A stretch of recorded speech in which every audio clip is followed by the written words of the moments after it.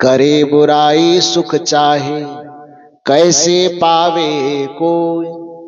रोपे पेड़ बबूल का, तो आम कहां से हो। साहब कहते हैं कि बुराई अपने अंदर पाल करके, बबूल का बीज लगा करके तुम आम का परिणाम चाहते हो, आम का फल चाहते हो, कैसे संभव है।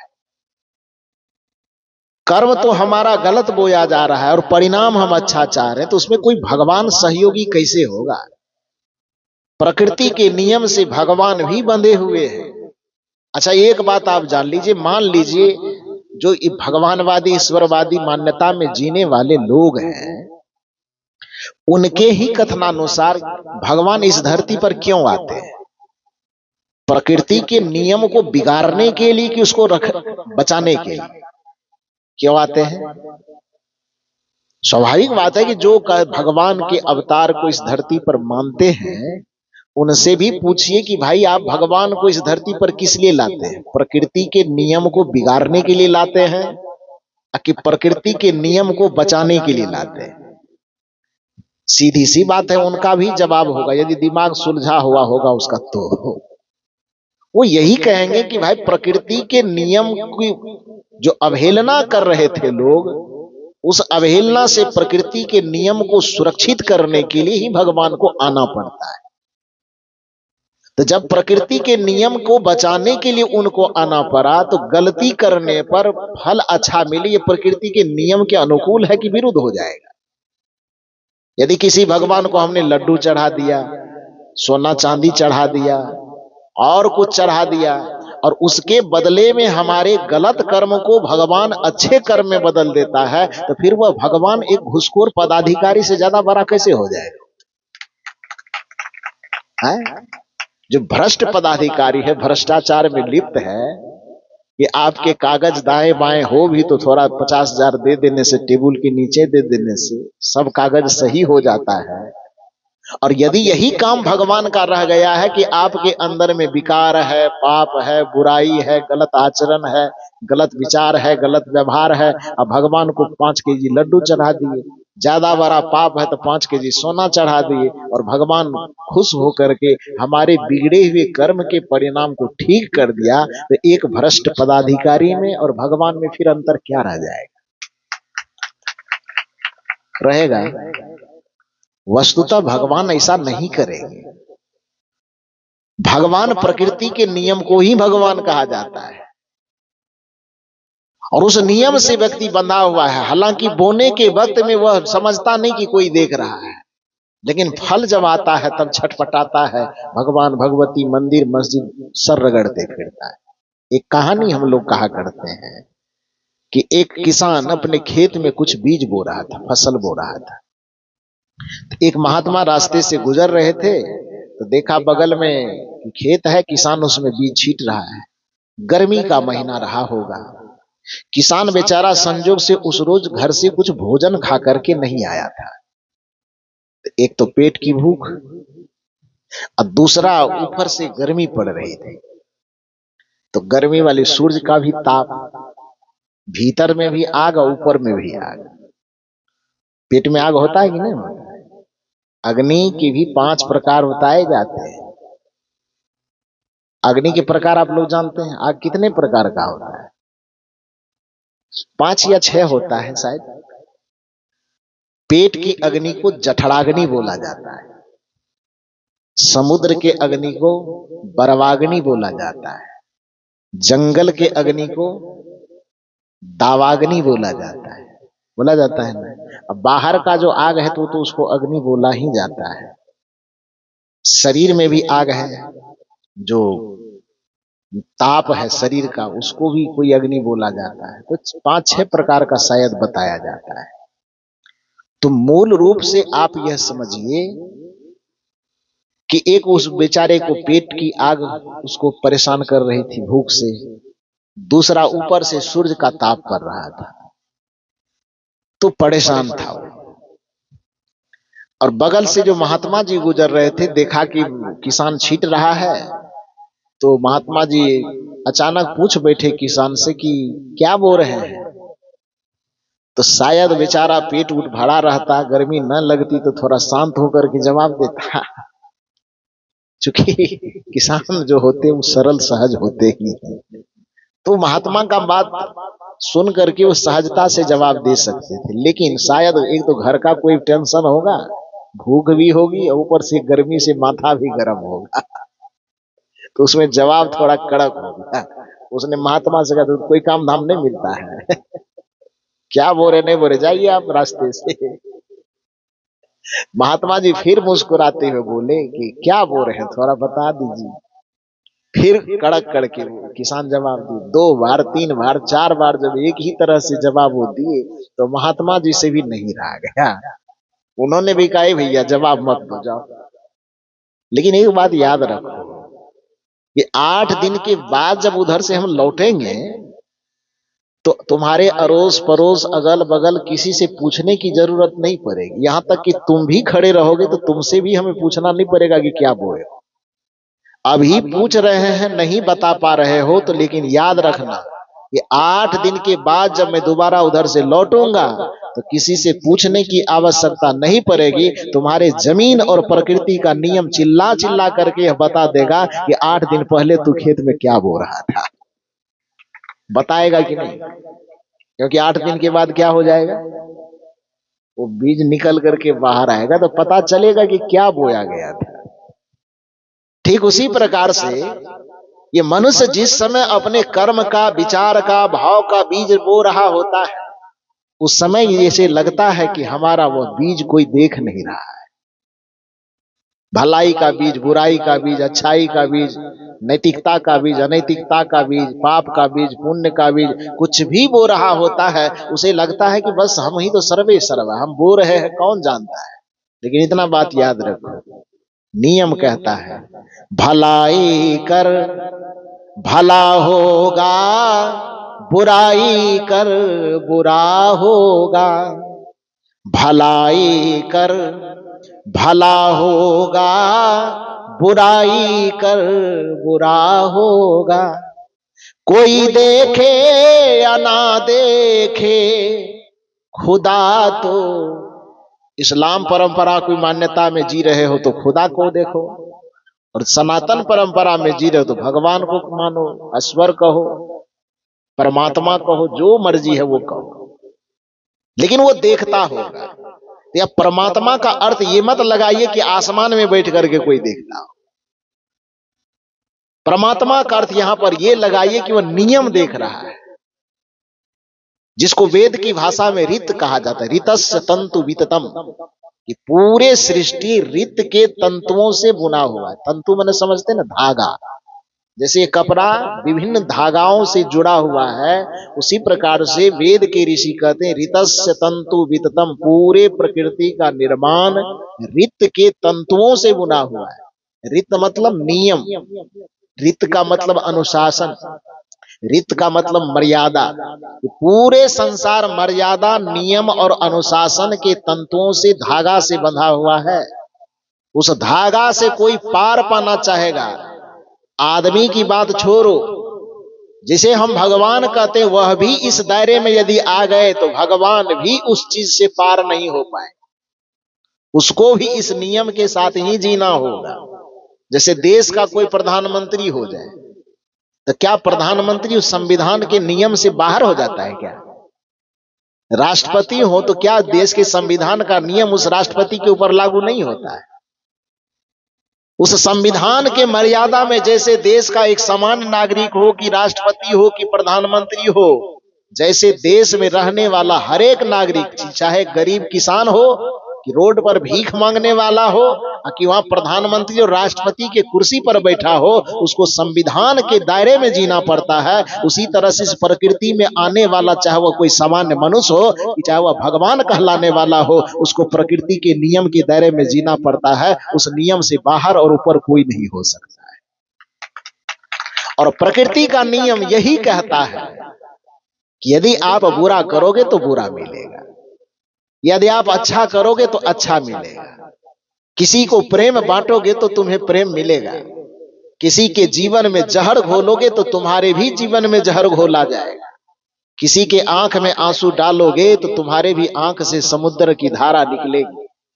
यदि किसी के जीवन में आपने आह भरी है, दुख भरा है, दर्द भरा है, तो देर सवेर, आज न कल, कल न परसों वह मिलेगा। कबीर साहब की भाषा में कहें तो कबीर कमाई आपनो कभी न निष्फल जाए, सात समुंदर आरा परे।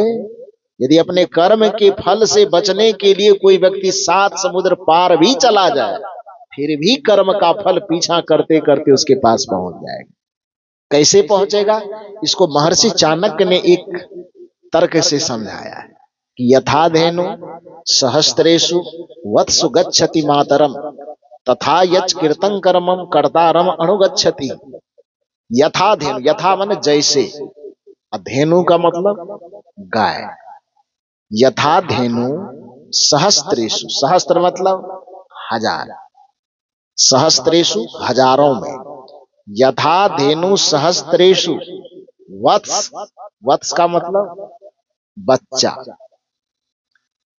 तो यथा धेनु सहस्त्रेषु वत्स गच्छति, गच्छति माने चला जाता है, जाना। तो यथा धेनु सहस्त्रेषु गच्छ वत्स गच्छति, कहां पर? तो मातरम, मातरम माने माता के पास। ध्यान से समझिए, यथा धेनु सहस्त्रेषु वत्स गच्छति मातरम, जैसे 1000 गाय हो, मान लो कि इस खेत में 1000 गाय हो,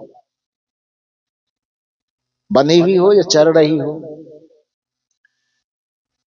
संजोग से दरवाजे पर एक गाय नया नया बछड़ा को जन्म दिया है। अभी 1 सप्ताह महीना दिन लगभग उस बछड़े को जन्म लेने से हुआ है। उस बछड़े के गर्दन में रस्सी बांध करके उसके सामने से उसके मां को, उस गाय को खोल लिया जाए। 1000 गाय जो मैदान में खड़ी है उसके बीच में जाकर के छुपा दिया जाए। थोड़ी देर के बाद, 10 मिनट के बाद, उस बछड़े के गले से वहां पर दरवाजे पर रस्सी खोल दी जाए, तो बच्चा कहां जाएगा? और 1000 गाय जो है तो भटकेगा ना, भटकेगा कि नहीं भटकेगा? भटक सकता है, संभव है, लेकिन अटकेगा नहीं।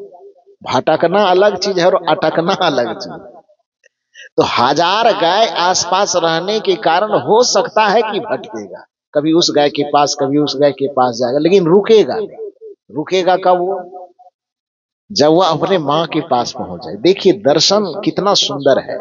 महर्षि चाणक्य कहते हैं कि यथा धेनु सहस्त्रेषु वत्सु गच्छति मातरम, हजारों गायों के बीच में भी यदि किसी बछड़े की मां को छुपा दिया जाए तो वह बच्चा ढूंढते ढूंढते देर सवेर ही सही, लेकिन वह अपने मां के पास जाकर के ही रुकेगा। तथा यच कीर्तम कर्मम कर्तारम अनुगच्छति, ठीक उसी प्रकार से कर्ता के द्वारा किए गए कर्म का फल देर सवेर ढूंढते ढूंढते उस कर्ता के पास ही पहुंचेगा। कर्म के फल से बचा नहीं जा सकता।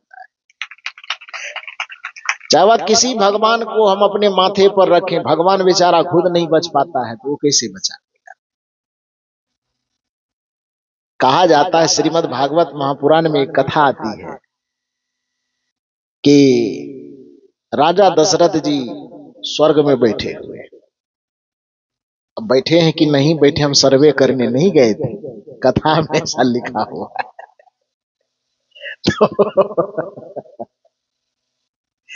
तो स्वर्ग में बैठे हुए थे। संजोग की बात है कि निरीक्षण करने के लिए दुर्वासा ऋषि गए, तो घूमते घूमते देखा कि दशरथ जी मायूस होकर के बैठे हुए। तो दुर्वासा ऋषि देखा कि राम जी के पिता हैं, तो थोड़ा जब वीआईपी आदमी होता है तो लोग जाकर के भेंट करते हैं। तो देखा कि भाई दशरथ जी बैठे, वो भी उदास बैठे हैं। तो दुर्वासा ऋषि गए दशरथ जी के पास बैठे, और दुर्वासा ऋषि पूछते हैं दशरथ जी से, इतना चिंतित क्यों है, क्यों परेशान है? दुर्वासा ऋषि ने, ये राजा दशरथ जी ने कहा कि हम परेशान इस वजह से नहीं है कि हम मर करके यहां आ गए हैं, बल्कि हम परेशान एक चीज को लेकर के कि जहां तक हमें स्मरण है बहुत ज्यादा बुरा हम नहीं किए थे, जिसके कारण से भरी जवानी में हमारी तीनों पत्नी विधवा हो गई।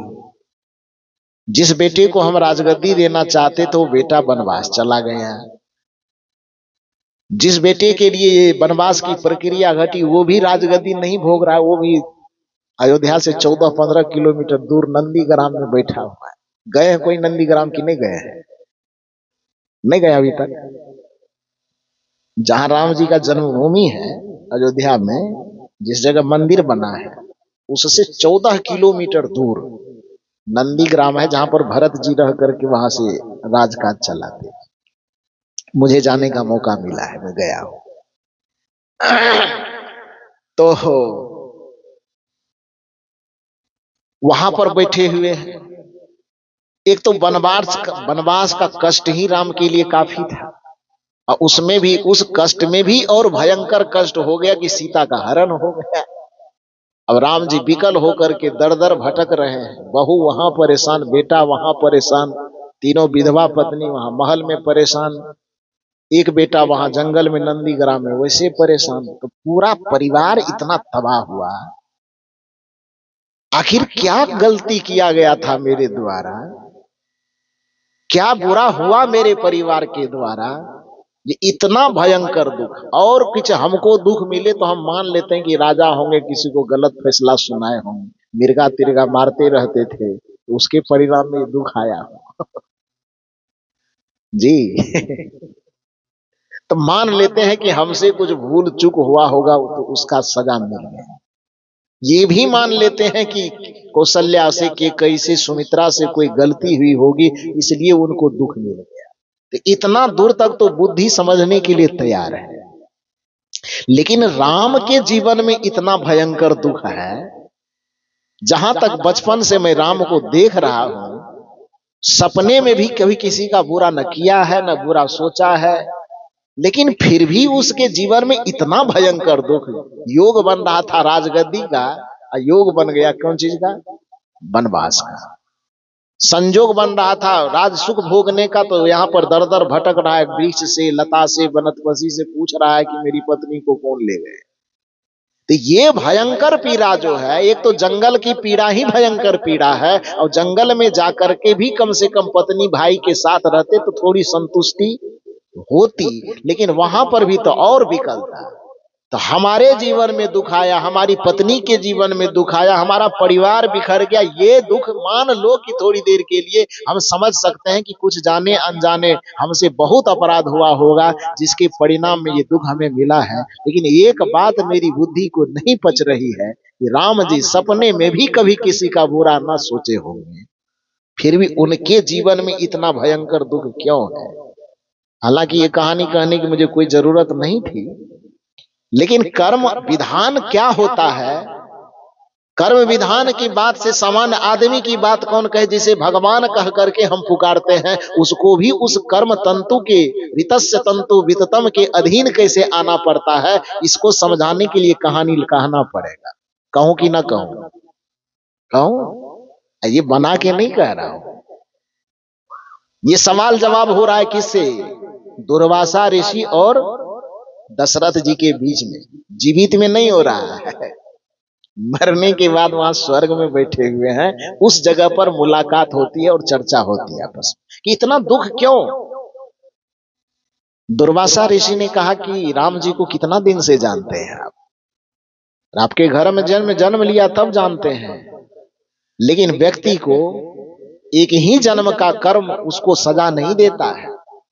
फिलॉसफी कहता है कि सजा मिलने के लिए, जैसे आप जान लीजिए कि कभी घड़ा बनाने वाले को आपने देखा है चाक चलाते हुए? देखे जरूर होंगे। फिलॉसफी कहती, दर्शन शास्त्रीय कहता है कि कर्म का फल हमारा पीछा कैसे करता है।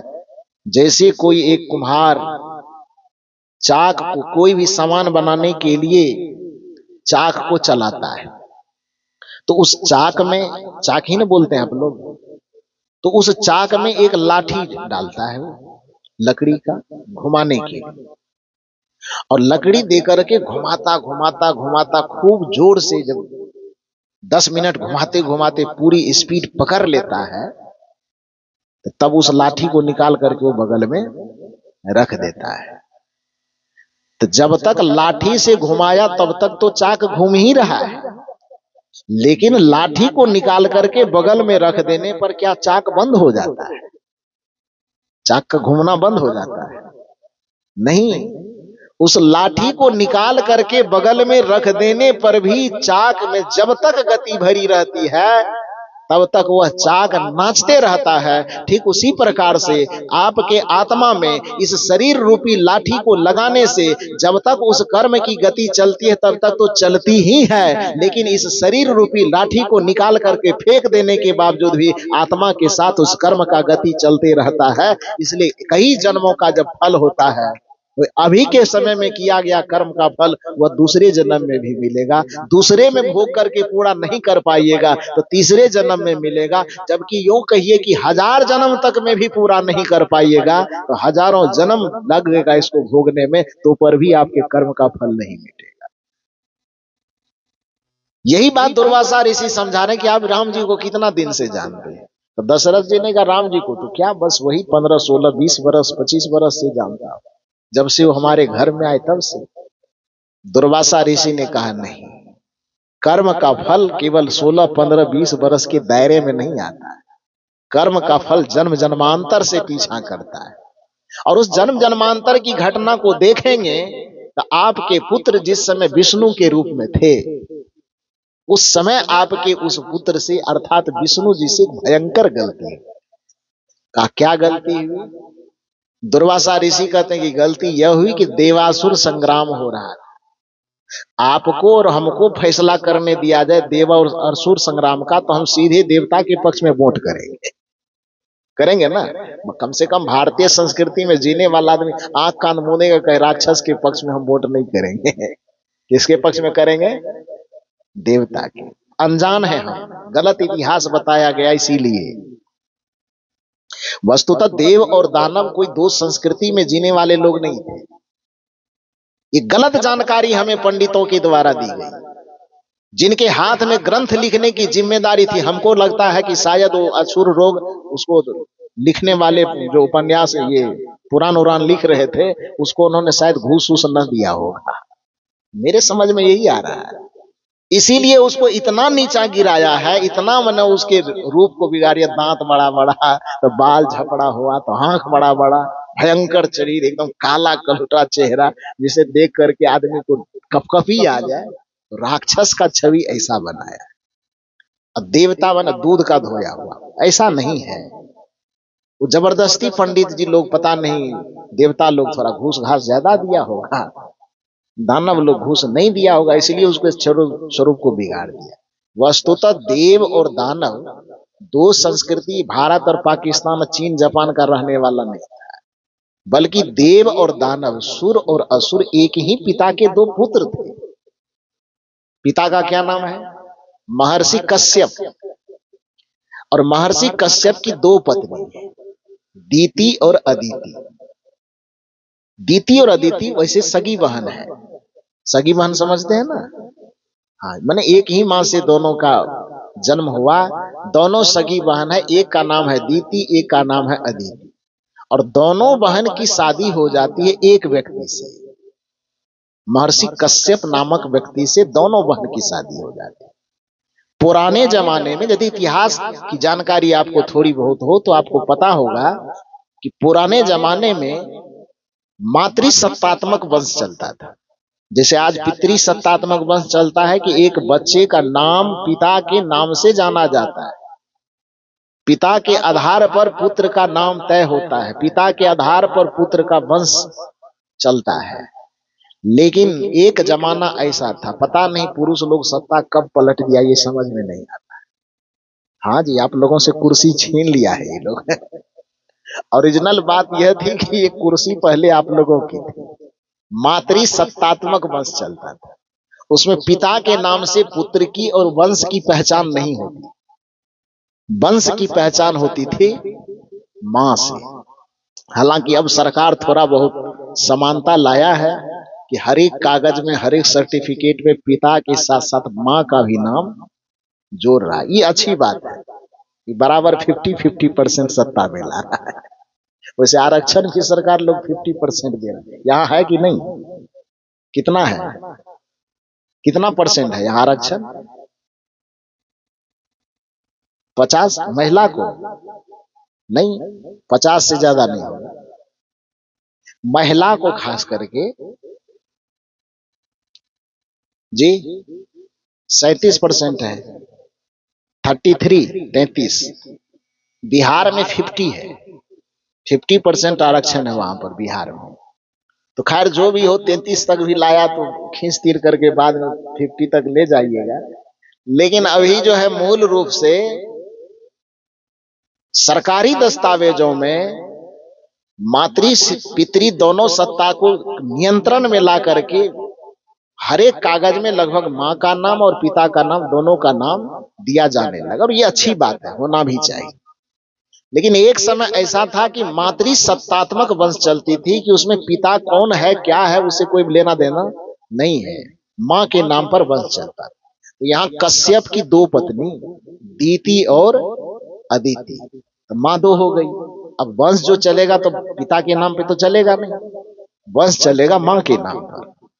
तो अदिति से जो पुत्र उत्पन्न हुए, जो वंश चला, तो अदिति से जो वंश चला उसको कहा गया आदित्य वंश। नाम है अदिति तो वंश चलेगा तो आदित्य वंश। आदित्य माने देवता। अब दीति से जो वंश चला तो दीति से दैत्य वंश। दीति दैत्य। दीति से जो वंश चला वो दैत्य वंश कहलाया, अदिति से जो वंश चला वो आदित्य वंश अर्थात देववंश कहलाया। तो अब इस जगह पर आप बताओ कि देव और दानव कोई आपस में दुश्मन हुआ कि वो भाई हुआ? बोलिए थोड़ा बढ़िया से। तो पंडित जी लोग ये चीज नहीं जानता है, जानता है लेकिन आपको बताता नहीं, क्योंकि बता देगा वो तो फिर उसका रोजगार जो थोड़ा बहुत चलता है राक्षसों से डराना और देवताओं के नाम पे थोड़ा बहुत पेटी भरना, वो कम हो जाए।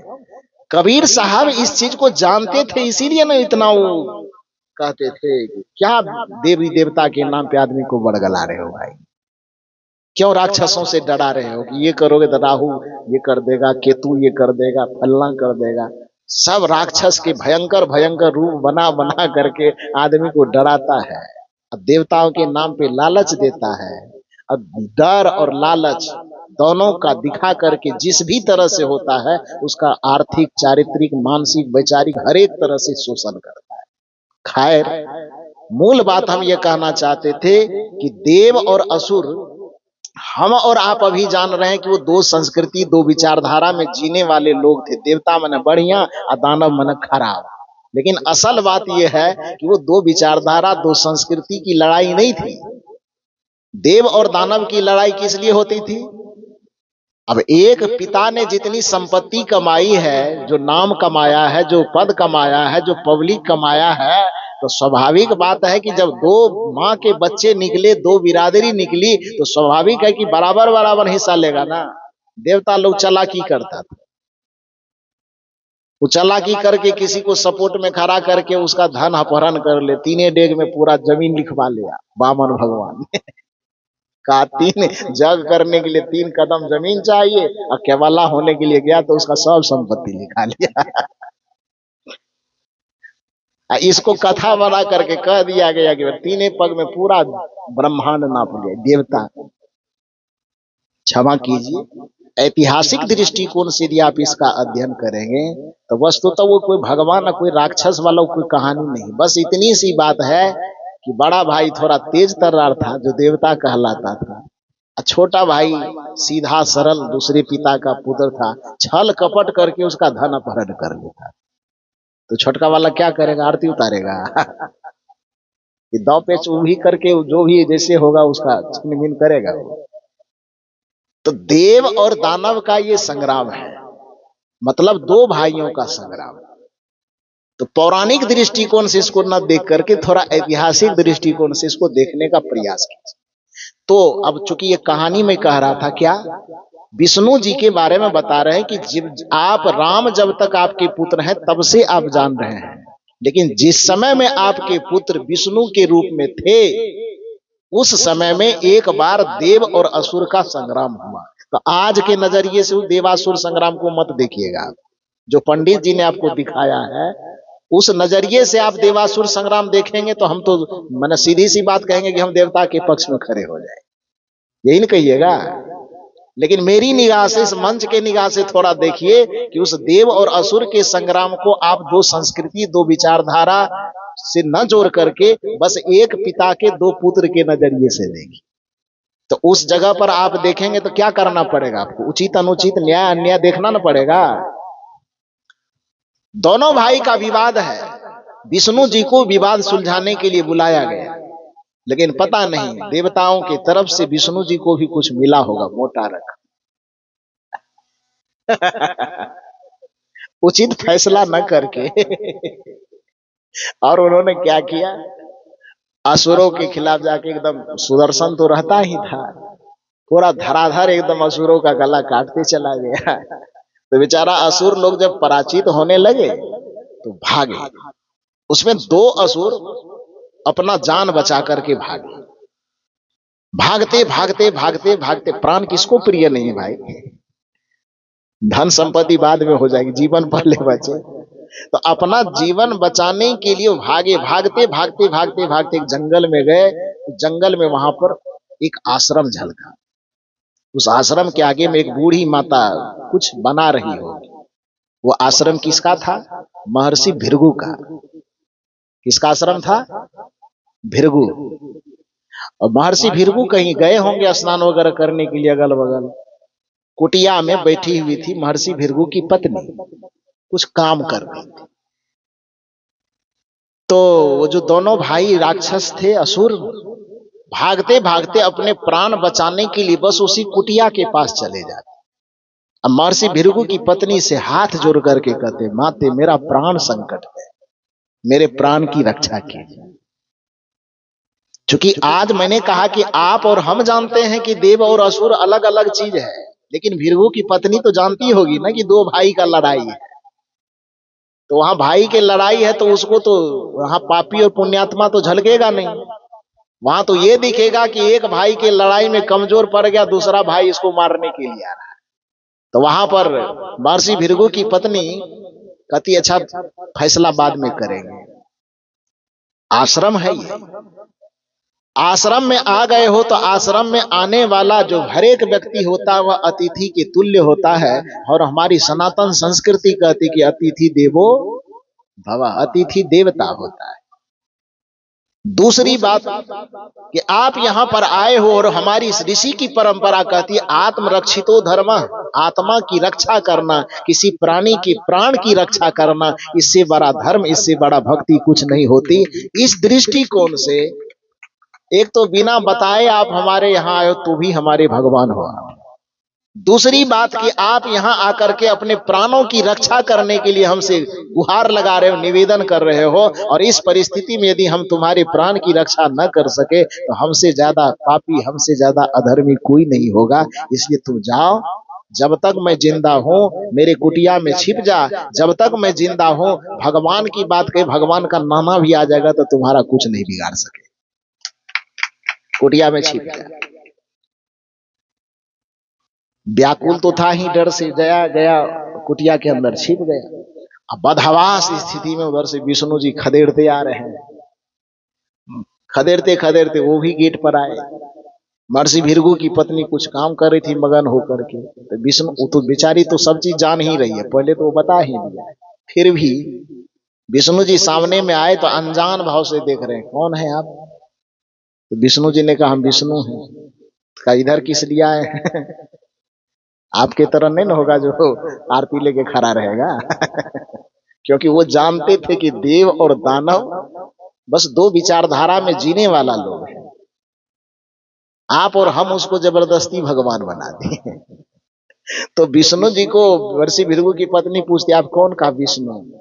क्या काम था इधर आए हैं? विष्णु ने कहा कि बस दो असुर इधर इस रास्ते से भागे हैं, वो आपकी कुटिया में आया है क्या? झूठ नहीं बोलिए, ऋषि की पत्नी है, संत की पत्नी है।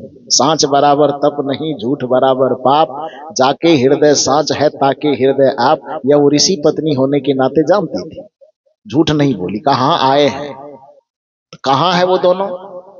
विष्णु जी ने कहा मेरी कुटिया में विश्राम कर रहे हैं। तो उसके बाद विष्णु जी कहते हैं कि निकालो उसको। महर्षि भृगु की पत्नी ने कहा आप कौन? कहा मेरा नाम विष्णु है।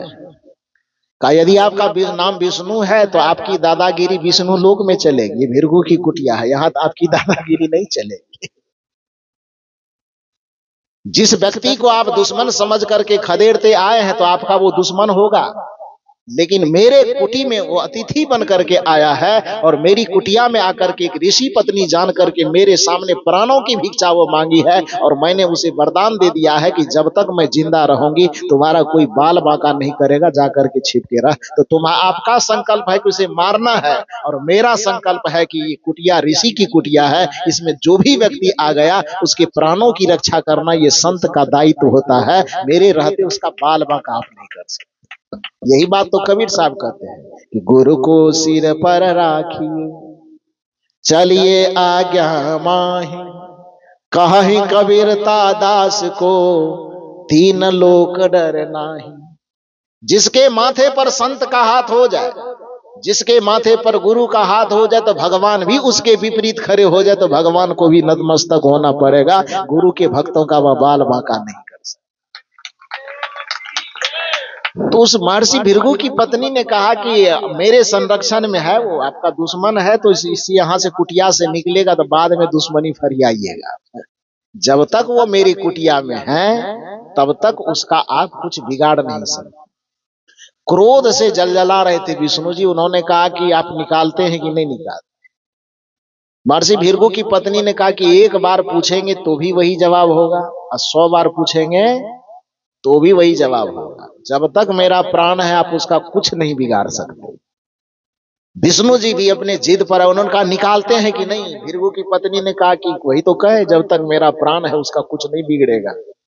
क्रोध में इतने उतावले थे विष्णु जी कि उचित अनुचित कुछ विवेक विचार नहीं, क्योंकि नियम यही कहता है कि क्रोधाद भवति सम्मोह, सम्मोहात स्मृति विभ्रम, स्मृति भ्रंशाद बुद्धि नाशो, बुद्धि नाशात प्रणश्यति।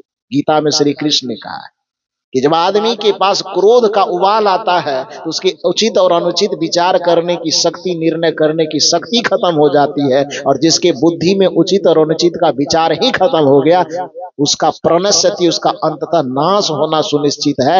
यही विष्णु जी के साथ हुआ। क्रोध इतना उबल रहा था कि उस उबाल में, क्रोध के उबाल में वह यह समझ ही नहीं पाया कि ऋषि की पत्नी क्या कह रही है। उसके उचित अनुचित पर विचार किए बगैर सुदर्शन निकाला और जोर से इतनी तेज धार से मारा कि भृगु की पत्नी का गला ही काटा। और भृगु की पत्नी का गला कटा तो जोर से चित्कार मचाई, शरीर धर उधर गिर गया, सर लुढ़क करके उधर गिर गया, खून की धारा इतनी बही कि पूरा कुटिया एकदम खून से भर गया। पत्नी की चित्कार को सुनकर के भृगु जी जो उधर बैठे हुए थे, कहीं या तो स्नान करते होंगे या जो कुछ भी काम करते होंगे, उसके कान तक जैसे आवाज गई, भृगु ऋषि उधर से दौड़े दौड़े आए। कुटिया के सामने आते हैं तो कुटिया में देखते हैं कि हमारी पत्नी तो लहूलुहान होकर के गिरी हुई, गर्दन उधर है, सर उधर है, धर उधर है, खून की धार पूरे आश्रम में। बदहवास हो गए। बदहवास होकर के पत्नी का कटा हुआ गला अपने गोद में उठाता है और रोते रोते पूछता है कौन पापी है, कौन अधर्मी है? आखिर मेरी पत्नी आज तक किसी चींटी तक को नहीं मारी, कोई गुनाह नहीं किया, बिना गलती का आखिर किसने इसका गला काट दिया? कौन वो अधर्मी है? थोड़ा सामने में आए। ये पुकार पुकार करके जब बहुत बार बार कह रहे थे तो विष्णु जी बगल में सर झुकाए खड़े थे, क्योंकि कोई कितना बड़ा हिटलर हो, जब उससे गलती हो जाती है तो उसका ब्लड प्रेशर सीधे एकदम डाउन हो जाता है, तुरंत ठंडा। तो विष्णु जी की गर्मी अब शांत हो गई थी, क्योंकि पाप कर चुका था। और जब भृगु जी उधर चिल्ला चिल्ला करके कह रहे हैं तो विष्णु जी सर झुकाए खड़े हैं। 2 बार 4 बार भृगु जी के गरजने पर विष्णु ने कहा कि भगवान, जिस पापी की आप तलाश कर रहे वो पापी मैं ही हूं। भृगु जी ने कहा आप, दुनिया तो आपको भगवान कहती, ये कौन सा भगवान पना है? आप पालन करता कहलाते हैं, ये पालन करता का यही काम है क्या किया है आपने? मेरी पत्नी का गलती बता दो कि गलती क्या किया उसने, क्या गुनाह था? अपनी जीवन भर किसी चींटी तक को नहीं मारा, फिर भी उसका गला आपने काट दिया। आप तब कहना बंद हो गए। वो तो मर्यादा है तो आप बोल रहे हैं, लेकिन उस आवेश में आप कहेगा किसी को कोई? जितना अभद्र हो सकता था, जितनी भड़ास निकाली जा सकती थी, सारी भड़ास उसके ऊपर में निकालते निकालते उन्होंने कहा कि अब तो मेरी पत्नी मर गई, इसके वियोग में हम जिंदा नहीं रह पाएंगे, तो हम भी प्राण छोड़ रहे हैं। लेकिन अपना प्राण छोड़ने से पहले जा रे विष्णु, मैं तुझको श्राप देता हूं कि तुम्हारी पत्नी की जैसे मेरी पत्नी की कोई गलती नहीं थी, उसके बावजूद भी तूने उसका गला काटा, तरपा तरपा करके मार दिया। अब मैं उसके वियोग में मैं भी तरफ तरफ करके मर रहा हूं, तो जा मैं जो तुझे श्राप देता हूं कि आगे जन्म में तुम्हारी भी पत्नी की कोई गलती नहीं रहेगी, फिर भी तुम्हारे वियोग में तुम्हारी पत्नी तरपेगी, और जैसे मैं तरफ के मर रहा हूं, तू भी अपनी पत्नी के वियोग में तरफ तरफ करके मरेगा। और यही श्राप विष्णु को मिला जो राम की जन्म में उसको भुगतना। सामान्य संविधान के नियम में भी मर्डर केस की सजा कितना होता है? मर्डर वाला जब केस में फंसता है तो उसकी सजा कितनी होती है? आजीवन कारावास कहा जाता है, लेकिन काट छाट के 14 वर्ष में शायद पूरा होता है ना। लेकिन हालांकि अब तो शायद कानून बदल गया है, आजीवन का मतलब जब तक जीवन बचे तब तक। पता नहीं क्या हुआ, उतना हम नहीं जानते। श्री राम जी को उस सजा, कर्म का सजा भुगतना पड़ा। ये कहानी में बना करके नहीं कह रहा हूं, ये पंडितों के पुराणों में ही ये कथा कही गई है। और ये कथा कौन सुना रहे हैं? ये मत कहिएगा कि अभय साहब सुना रहे हैं। ये कथा दुर्वासा ऋषि सुना रहे हैं। किसको? महाराज दशरथ को। कहां सुना रहे हैं? स्वर्ग में बैठ करके राजा दशरथ को कह रहे हैं कि जिस समय विष्णु थे, विष्णु के रहते हुए उन्होंने ऐसी घटना को अंजाम दिया था जिसके परिणाम में राम का जन्म लेकर के उस कर्म का फल उसको भुगतना पड़ रहा है। इसलिए हे महाराज दशरथ, आप ज्यादा चिंता मत कीजिए। इस संसार में किसी के भी जीवन में सुख अथवा दुख होता है तो वह दूसरे का दिया हुआ सुख और दुख नहीं होता है। आपके बेटे के जीवन में केकई ने कोई दुख नहीं भरा, बल्कि केकई तो एक माध्यम मात्र बनी, बल्कि आपके बेटे राम ने अपने ही किए हुए पूर्व के गलत कर्मों के परिणाम में ये सजा पाई है, जिसको उसको जंगल जंगल भटकना पड़ रहा है। मेरा मूल रूप से कहना यह था कि प्रकृति के नियम के अधीन प्रकृति में जीने वाला, चाहे वह सामान्य मनुष्य हो, चाहे कोई भगवान कहलावे कि अवतारी कहलावे कि परमात्मा कहलावे, इस संसार में जो कोई भी आएगा उसे प्रकृति के नियम के अधीन जीना होगा। इसलिए अपने कर्म को कभी मत बिगाड़िए। मैंने कहा कि आदमी के जीवन में 2 कारणों से दुख है। एक चित्त में विकार होने के कारण, और दूसरा बिगड़े हुए कर्म के कारण। यदि कर्म बिगड़ा है वर्तमान में तो स्वाभाविक है कि आपका भाग्य भी बिगड़ जाएगा। यदि कर्म वर्तमान में बिगड़ा है तो स्वाभाविक है कि आपका प्रारब्ध भी बिगड़ जाएगा, आपका नसीब भी बिगड़ जाएगा। और यदि उस प्रारब्ध के बिगड़े होने के कारण आप वर्तमान में अच्छा भी करोगे और फिर भी यदि आपके जीवन में दुख पीड़ा परेशानी आ रही है तो फिर आप दोष देते हो ग्रह को, नक्षत्र को, और उसको सीधा करने के लिए हाथ में अंगूठी पहनते हो, तो गला में चेन पहनते हो, तो धागा बांध, काला धागा, लाल धागा, काला टीका, लाल टीका, पता नहीं क्या क्या प्रयोग करते हैं। लेकिन वो कोई काला टीका, कोई धागा, कोई मंत्र, कोई जंतर कुछ नहीं बचा पाएगा, क्योंकि वह दोष, वह दुख ग्रह और नक्षत्र के कारण नहीं आ रहा है। वह दुख, वह दोष आपके ही किए हुए कर्म जो अब भाग बन चुके हैं, उस भाग्य के कारण आपके जीवन में दुख आ रहा है। यदि उस बिगड़े हुए भाग्य को आप बदलना चाहते हैं तो उसका उपाय अंगूठी पहनना या ताबीज पहनना नहीं है। उसका एक उपाय है। एक तो आप हृदय से पश्चाताप करो, हे सदगुरु, हे गुरु, हमसे जो पूर्व में जाने अनजाने गलती हो चुकी उसके लिए क्षमा करो। ये प्रायश्चित करना है। और इसका दूसरा, प्रायश्चित करते हुए दूसरा काम क्या करना, यदि कोई आदमी आपको रोते हुए मिले और आप उसके लिए कुछ कर सकें तो ऐसा करो कि उसके आंख से आंसू पोंछा चला जाए। यदि कोई प्यासा आदमी मिले तो बिना निर्लोभता पूर्वक, बिना कोई कामना के उसे पानी पिलाओ, यदि कोई भूखा मिले तो बिना किसी कामना के उसे भोजन कराओ। यदि कोई निर्धन छात्र नहीं पढ़ पा रहा है और आपके पास सामर्थ्य है तो उस सामर्थ्य का सदुपयोग करके, यदि उसको सहयोग करके आपके धन से यदि कोई गरीब विद्यार्थी पढ़ करके ऊंचे पद पर अच्छे जगह पर जीवन जीने के लिए चला जाता है तो समझ लेना कि आपके पाप कटने का वो अवसर मिल रहा है आपको। ये काम करने से आपका पाप कटे।